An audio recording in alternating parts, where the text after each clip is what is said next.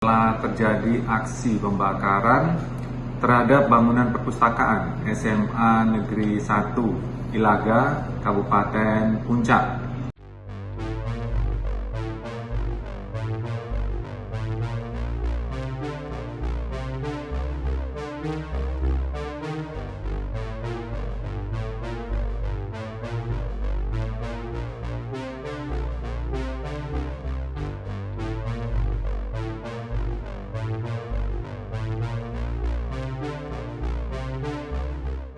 Bahwa benar pada hari Kamis tanggal 17 Agustus 2023 sekitar pukul 13:28 waktu Indonesia bagian Timur telah terjadi aksi pembakaran terhadap bangunan perpustakaan SMA Negeri 1 Ilaga, Kabupaten Puncak, Papua Tengah.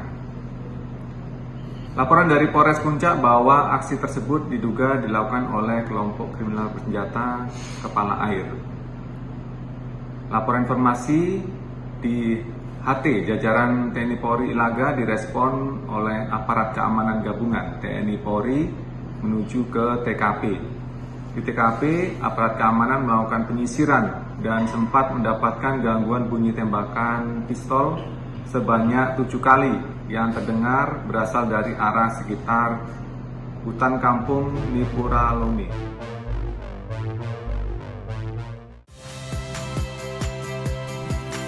Saya Valeria Bella. Saksikan program-program Kompas TV melalui siaran digital, pay TV, dan media streaming lainnya. Kompas TV, independen, terpercaya.